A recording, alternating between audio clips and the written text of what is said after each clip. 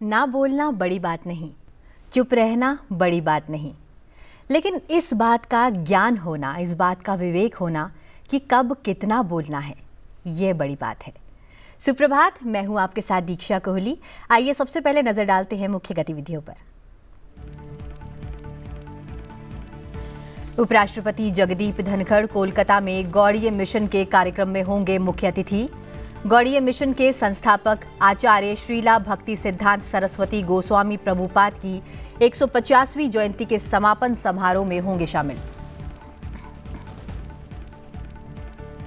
प्रधानमंत्री नरेंद्र मोदी ने आयुष क्षेत्र की पूरी क्षमता के दोहन पर दिया जोर।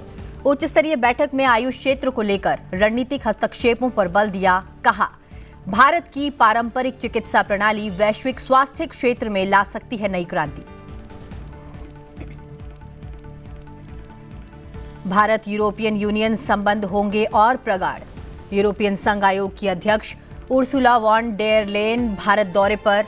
संघर्षों और प्रतिस्पर्धा के इस दौर में भारत को बताया एक भरोसेमंद सहयोगी। एआई, व्यापार, रक्षा और सुरक्षा पर होगी अहम बातचीत। प्रधानमंत्री नरेंद्र मोदी संग बैठक। आर्थिक सुरक्षा व आपूर्ति श्रृंखला पर होगा मंथन।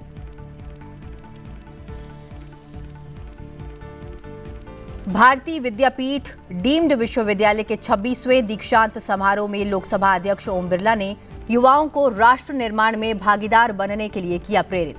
कहा, शिक्षा और उद्यमिता आत्मनिर्भर भारत के निर्माण की कुंजी। आज दिल्ली के institute of cost accounts of India द्वारा आयोजित कार्यक्रम में होंगे मुख्य अतिथि और संत सेवालाल महाराज जयंती रूप सिंह महाराज की पुण्यतिथि पर आयोजित एक विशेष कार्यक्रम में लेंगे भाग।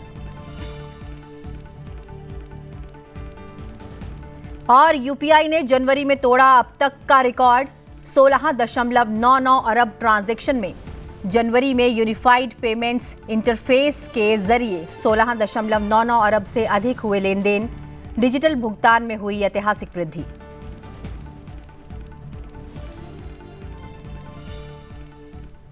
प्रधानमंत्री देश की विविध कला और संस्कृति को बढ़ावा देने के प्रबल समर्थक रहे हैं।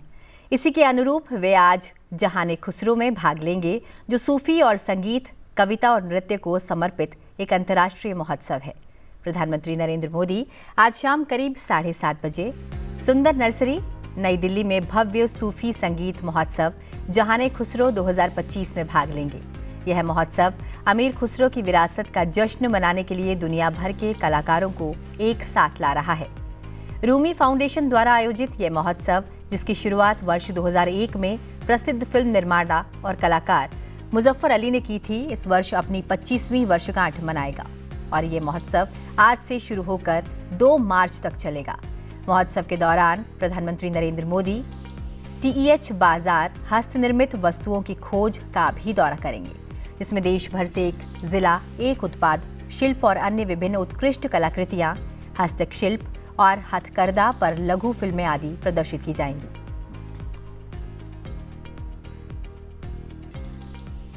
प्रधानमंत्री नरेंद्र मोदी ने गुरुवार को आयुष क्षेत्र की उच्च स्तरीय समीक्षा बैठक की। आधिकारिक जानकारी के अनुसार 2014 में आयुष मंत्रालय की स्थापना के बाद से इस क्षेत्र के विकास के लिए स्पष्ट रोड मैप तैयार किया गया है। प्रधानमंत्री ने वैश्विक विस्तार, नीति समर्थन और अनुसंधान पर ध्यान देने की जरूरत पर बल दिया। प्रधानमंत्री नरेंद्र मोदी ने निवारक स्वास्थ्य, ग्रामीण अर्थव्यवस्था में योगदान और पारंपरिक चिकित्सा में भारत की साख को मजबूत करने की आवश्यकता पर बल दिया। बैठक में बताया गया कि आयुष क्षेत्र का विनिर्माण बाजार वर्ष 2014 में $2.85 बिलियन से वर्ष 2023 में $23 बिलियन तक पहुंच गया। अनुसंधान पोर्टल पर 43,000 से अधिक अध्ययन उपलब्ध हैं और योग दिवस में 24.52 करोड़ लोगों की भागीदारी हुई है। गुजरात के जामनगर में WHO global traditional medicine centre स्थापित किया गया है। प्रधानमंत्री ने पारदर्शिता व डिजिटल नवाचार को प्राथमिकता देने पर जोर दिया। बैठक में केंद्रीय स्वास्थ्य मंत्री जगत प्रकाश नड्डा और आयुष मंत्री प्रताप राव मौजूद रहे। इस समीक्षा बैठक से आयुष क्षेत्र के भविष्य के लिए रणनीतिक दिशा तय होने की उम्मीद है।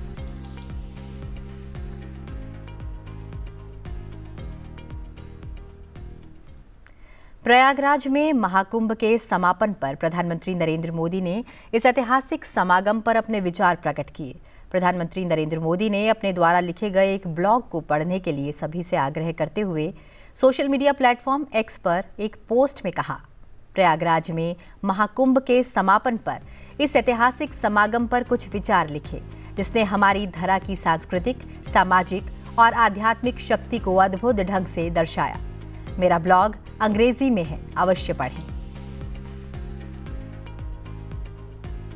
प्रधानमंत्री नरेंद्र मोदी ने ब्लॉग लिंक https://nm4.com पर सभी कुछ साझा किया है, जिसके माध्यम से आप इसे पढ़ सकते हैं।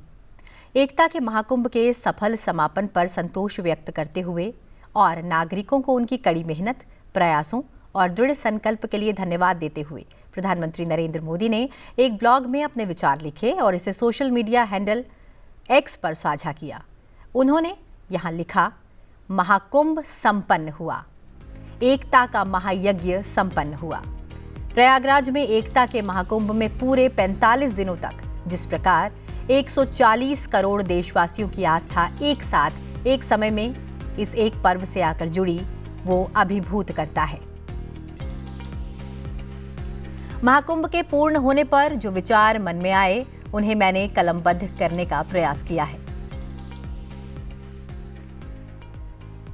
प्रधानमंत्री मोदी ने आगे लिखा कि महाकुंभ में जिस भारी संख्या में श्रद्धालुओं ने भागीदारी की है, वो सिर्फ एक रिकॉर्ड नहीं है, बल्कि ये हमारी संस्कृति और विरासत को सुदृढ़ और समृद्ध करने के लिए कई सदियों की एक सशक्त नींव भी रख गया है। प्रयागराज का महाकुंभ आज दुनिया भर के मैनेजमेंट प्रोफेशनल्स के साथ ही प्लानिंग और पॉलिसी एक्सपर्ट्स के लिए भी रिसर्च का विषय बन गया है। प्रधानमंत्री मोदी ने कहा कि अपनी विरासत पर गौरव करने वाला भारत अब एक नई ऊर्जा के साथ आगे बढ़ रहा है। यह युग परिवर्तन की वो आहट है जो देश का नया भविष्य लिखना जा रहा है। समाज की हर वर्ग और हर क्षेत्र के लोग इस महाकुंभ में एक हो गए। ये भारत श्रेष्ठ भारत का चिरस्मरणीय दृश्य करोड़ों देशवासियों में आत्मविश्वास के साक्षात्कार का महापर्व बन गया है। प्रधानमंत्री नरेंद्र मोदी ने यह भी कहा कि एकता के महाकुंभ को सफल बनाने के लिए देशवासियों के परिश्रम, उनके प्रयास, उनके संकल्प से अभिभूत में मैं द्वादश ज्योतिर्लिंग में से प्रथम ज्योतिर्लिंग श्री सोमनाथ के दर्शन करने जाऊंगा। उन्होंने कहा कि मैं श्रद्धा रूपी संकल्प पुष्प को समर्पित करते हुए हर भारतीय के लिए प्रार्थना करूंगा। वे कहते हैं कि मैं कामना करूंगा कि देशवासियों में एकता की ये अविरल धारा ऐसे ही बहती रहे।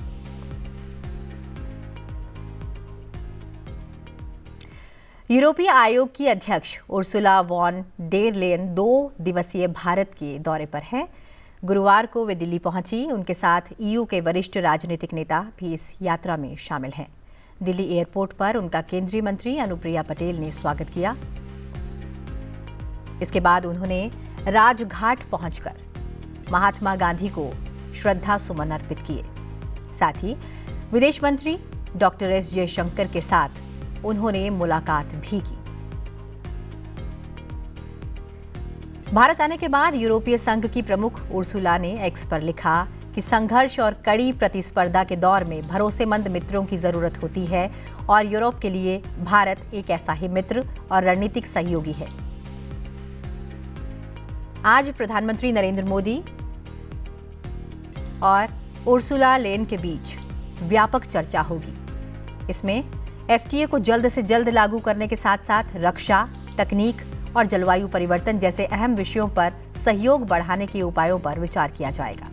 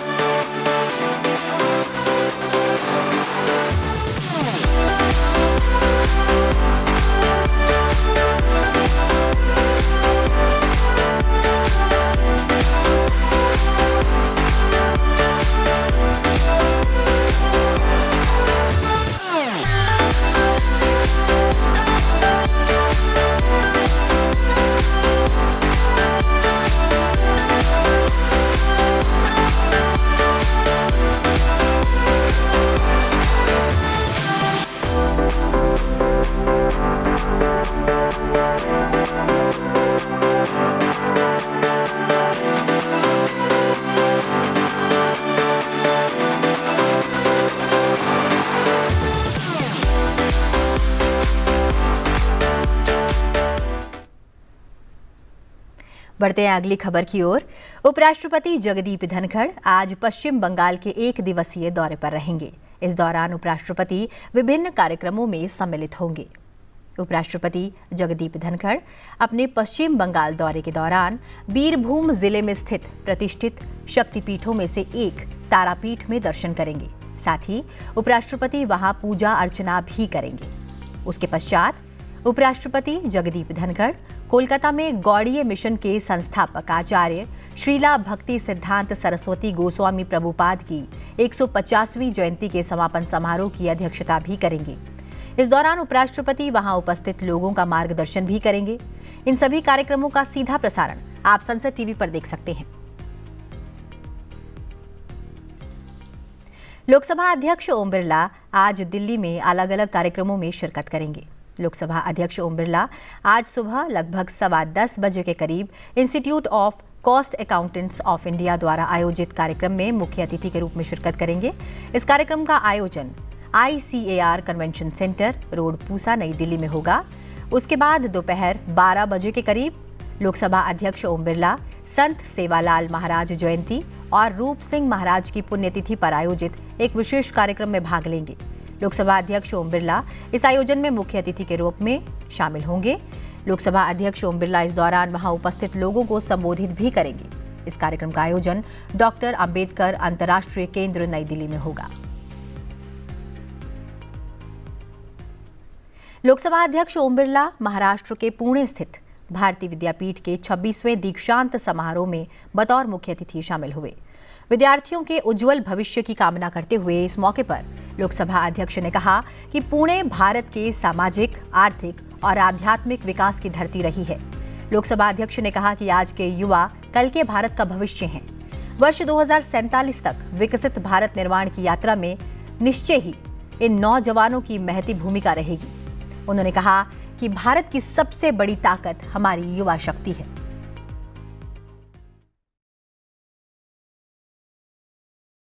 हमने आज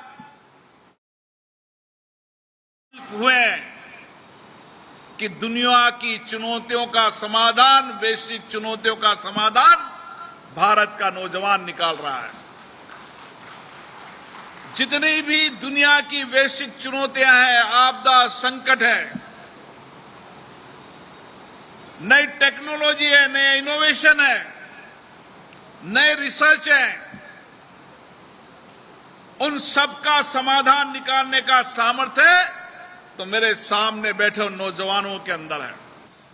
दुनिया की हर चुनौतियों का समाधान भारत का नौजवान करेगा। हम वसुधैव कुटुंबकम संस्कृति के जीने वाले, संस्कार वाले लोग हैं। इसलिए हमने कहा कि जो वैश्विक चुनौतियां हैं, वे चुनौतियां केवल एक देश की नहीं है। इस वैश्विक चुनौतियों के समाधान का रास्ता हम निकालेंगे। और इसीलिए आप देख रहे होंगे, चाहे टेक्नोलॉजी को, पर्यावरण के अंदर हो, और जितनी भी आपदा, जितना भी संकट आया हो इस देश के अंदर, उन सब आपदा संकट के अंदर भी इसी धरती से हमने उस आपदा संकट चुनौतियों को निकला है। और पूना की धरती तो विशेष रूप से, जब आपदा आया, कोरोना आया, तो उसका दुनिया कहते हैं कि रिसर्च दुनिया के विकसित देशों के अंदर होगा। रिसर्च की बौद्धिक क्षमता केवल विकसित देशों में है, लेकिन इसी पूना की धरती के अंदर बैठकर नौजवानों ने यही इनोवेशन करके, रिसर्च कर दुनिया की नई दवा का निकालने का, रिसर्च करने का काम किया। लोकसभा अध्यक्ष ने कहा कि दुनिया के पास भौतिक संसाधन भले हों, लेकिन भारत के पास अपार बौद्धिक क्षमता और आध्यात्मिक सामर्थ्य है। धैर्य और संयम हमारे जीवन में है। साहस भी है, धैर्य भी है, संयम भी है, आत्मविश्वास भी है, बौद्धिक क्षमता भी है। नए सोचने, नए चिंतन की सामर्थ्य भी है। ये सब ताकत भारत के नौजवानों में है। और इसलिए आप देख रहे होंगे कि आध्यात्मिक जब संगम होता है तो उस आध्यात्मिक संगम में करोड़ों लोग, देश और दुनिया के लोग आते हैं। ये हमारे आध्यात्मिक संगम की ताकत है। भौतिक सुविधाओं और भौतिक संसाधनों से दुनिया के अंदर विचार नहीं दिए जा सकते। विचार हमेशा आध्यात्मिक और चिंतन और बौद्धिक क्षमता वाले व्यक्ति विचार देते हैं। और समाज के अंदर व्यक्ति रहे न रहे, उसके विचार चलते हैं और वो विचार हमको प्रेरणा देते हैं। इसलिए स्वामी विवेकानंद जी ने जब शिकागो की धरती पर कहा था, आज भी ये विचार भारत के नौजवानों को नई सामर्थ्य देते हैं, नई प्रेरणा देते हैं।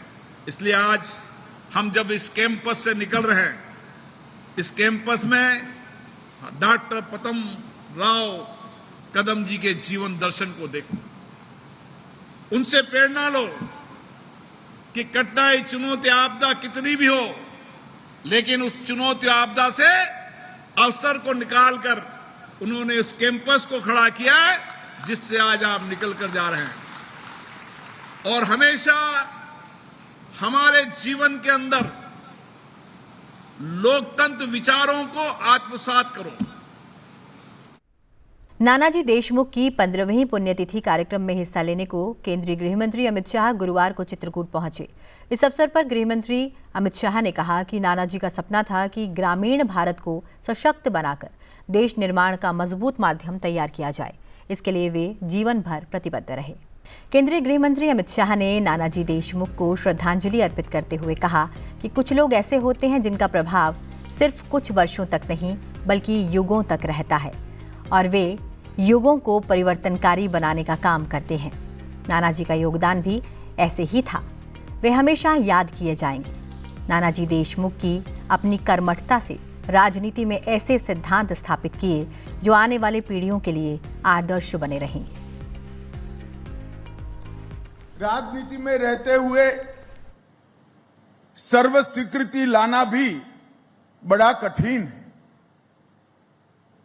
राजनीतिक उद्देश्यों से भी विरोध करना पड़ता है, परंतु इतने लंबे जीवन में किसी ने नानाजी का विरोध करने का साहस नहीं किया, विरोध करना उचित भी नहीं माना। एक प्रकार से कला का क्षेत्र हो, साहित्य का क्षेत्र हो, उद्योग क्षेत्र हो, राजनीतिक क्षेत्र हो, सेवा का क्षेत्र हो, हर क्षेत्र के साथ संपर्क भी बनाया, वो क्षेत्र की स्वीकृति भी प्राप्त की और सम्मान भी प्राप्त किया। एक जीवन में इतना सारा करना मुझे लगता है बहुत कठिन है। और राजनीतिक क्षेत्र में तो विशेषकर जनता कई नेताओं को राजनीति छुड़वाती है। नानाजी ने केवल और केवल 60 की आयु में, जब जनता पार्टी अधिकार में थी, तब निर्णय किया कि 60 साल हो गए, बाकी का जीवन एकात्म मानववाद को जमीन पर उतारने के लिए व्यतीत करेंगे। वो राजनीति में भी जल कमलवत रहे। कोई बुराइयां अपने को छूने नहीं दी और पूरा जीवन बुराइयों को दूर करने के लिए प्रयत्नशील रहे। उन्होंने राजनीति के अंदर अपने व्यवहार से, अपनी कर्मठता से और अपने संस्कार से कई सारे ऐसे सिद्धांत प्रस्तापित किए जो आने वाली एक सदी तक देश के लिए राजनीति करने वाले राजनीतिज्ञों के लिए आदर्श सिद्धांत बनकर रहेंगे। इसका मुझे पूरा विश्वास है। गृह मंत्री ने नानाजी द्वारा ग्रामीण विकास के क्षेत्र में किए गए कार्यों की सराहना करते हुए कहा कि आज ग्रामीण क्षेत्रों में गोकुल गांव जैसी योजनाओं का कार्य हो रहा है और यह सब नानाजी के चिंतन और क्रियान्वयन का परिणाम है। नानाजी ने समाज के लिए बहुत काम किया। नानाजी ने ग्रामोत्थान के माध्यम से दीनदयाल जी के अंत्योदय के सिद्धांत को जमीन पर उतारने का काम किया। नानाजी ने जब राजनीति छोड़ा तब ग्रामोत्थान के माध्यम से अंत्योदय के सिद्धांत को जमीन पर उतारने के लिए चित्रकूट को उन्होंने अपना कार्य क्षेत्र बनाया। और आज पीछे मुड़कर देखते हैं तो नानाजी ने किए हुए असंख्य प्रयोग जो देखने में तो छोटे छोटे थे, मगर वो प्रयोगों ने भारत भर के गांव का दृश्य परिदृश्य बदलने का काम किया है। भारत के हर गरीब को अपनी मूलभूत सुविधाएं से युक्त करने की प्रेरणा भारतीय जनता पार्टी की सरकारों को दी है। और आज एक 10 साल के अंदर नरेंद्र मोदी जी के नेतृत्व में 60 करोड़ गरीबों को घर में शौचालय, पीने का पानी, गैस का सिलेंडर, 5 किलो अनाज, घर में बिजली और 5 लाख तक की स्वास्थ्य की सारी सुविधाएं एक 10 साल के अंदर मिली।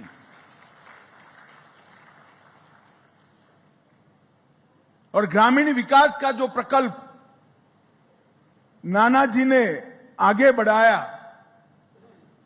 आज देखते हैं कि गांवों को गोकुल गांव बनने की दिशा में आगे बढ़ाने का काम हो रहा है और इसको जमीन पर उतारने का भी काम हुआ।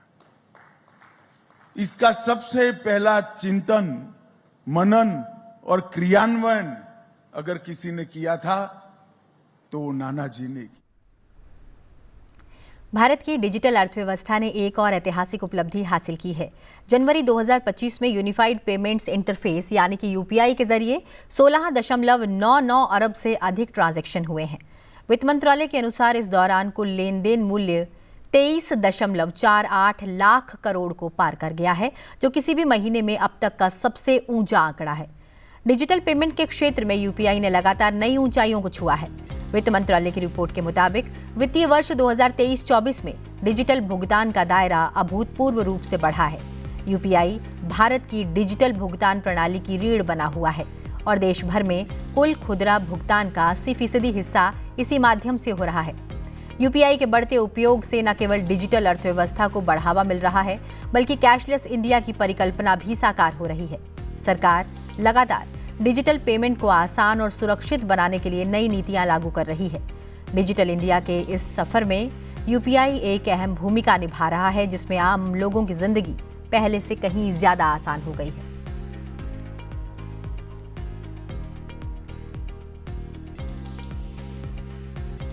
और कार्यक्रम में फिलहाल इतना ही। चलते चलते आपको छोड़े जाते हैं महाकुंभ 2025 की भव्यता और दिव्यता को उजागर करते हुए इस वीडियो के साथ।